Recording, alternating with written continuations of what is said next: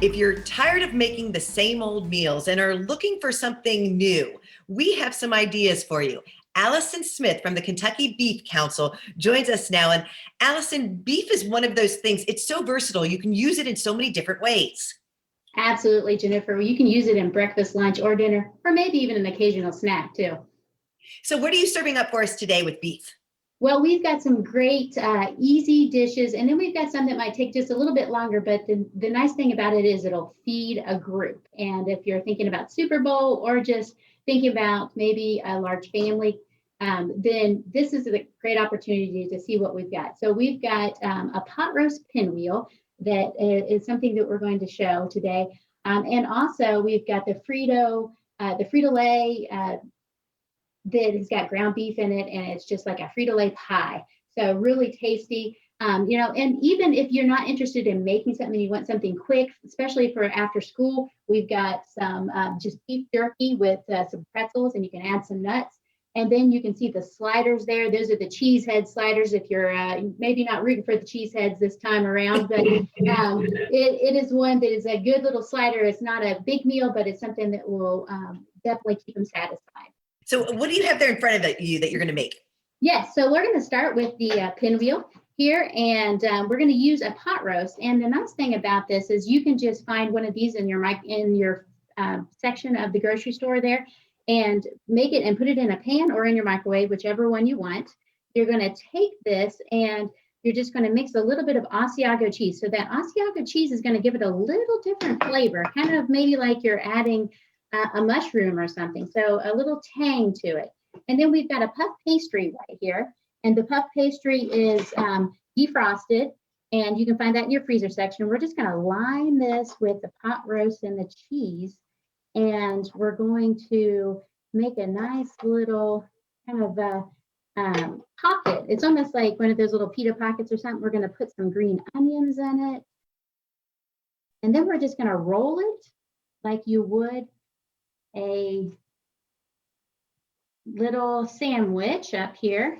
Going to roll it into a nice little wheel, and then we're going to slice it. And that's the key here, is to slice it kind of small. And I always say the end is kind of the extra, little piece you can taste. But you can snack on that while you're making them. Right. That's right. My kids are like, "Ooh, I want that." But you're just going to slice them into some nice little pinwheels here, and do not too wide. You just want it about a half an inch, because when you do it too wide, then they don't kind of puff up very nicely. So we're going to do that. And you can see the completed version right here. So we'll put it in the oven, and it is going to be for 400 for about 15 minutes. And it makes a nice little appetizer that you can put in a dish, or take it with you, or you can just serve it up for your meal. Quick and easy. Yes, absolutely. That's what I love. Mm-hmm. The second thing is using ground beef, which everybody loves to use ground beef. It's very versatile. And the key with this is we're going to use lean ground beef. So we're using a 90-10, which means 90% lean, 10% fat. And this is the reason we can use leaner ground beef is because we're going to add flavor to it. So we're just using, like I said, a 90-10. And if you wanted something leaner, you could even do that if you wanted to. But we're just going to mix it in here with some onions.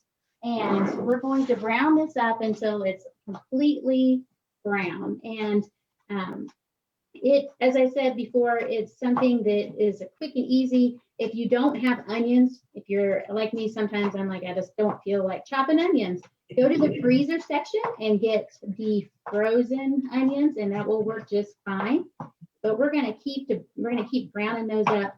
And then once this is brown, all the way browned, we will then start adding our other ingredients. And you can see here, again, this is something that generally is not too many obscure ingredients. We're going to add a little bit of chili powder and cumin. We're going to add some tomato sauce. So probably have some of that at home. Going to add a little bit of tomatoes, diced tomatoes with chilies in it. So if you have a certain variety or brand you like, either Rotel or whatever it is. And then this does call for some beer. Now, if you're not a person who has beer on hand or likes to use beer in a recipe, because it does cook off, that's not a worry there. But if you don't want to, the alternative is a Kentucky Proud product of Ale8 that you can use as well. Oh, okay. Yeah, so we love the Ale8 is a great option too Yes. if you don't want to do it, but you're going to add all those in, and you're going to kind of cook it down until it's kind of thickened up, as you can see here. Because you're adding a lot of liquid, but we're going to thicken it up. And at the very end, we're going to add in a little bit of cornmeal, okay? And just to make it a little bit thicker. Okay. And when we get done, here's our Frito pie right there. And the nice thing about this, no dishes. A lot of great ideas. And also too, we have so many great beef providers here in Kentucky that, now when I go to the grocery store, I look for that because, you can get the grass-fed beef and you're supporting the farms across Kentucky. Yes, ma'am. We have a wonderful a group of farmers, 38,000 of them actually across the state of Kentucky that's raising beef for Kentuckians every day. And the great thing about beef is whether you're picking up your traditional ground beef or you're picking up grass-fed or another Kentucky Cattlemen's ground beef is another local beef that you have, that you're supporting beef farmers here and across the country because there's not a whole lot of us out there and we're raising a lot of beef for you. So, and the great thing about it, like I said, is it provides that nutritional punch that you need to keep you going and keep you satisfied. In just 3 ounces, you get 10 essential nutrients. Allison Smith with the Kentucky Beef Council, kybeef.com, and we'll get all those recipes on our Facebook page as well. Allison, thanks so much. Thank you, Jennifer. And remember, if you're rooting for a certain team, we root for Team Beef. And if you're interested in joining our team, come on our website and we'll sign you up there. Allison, thanks so much.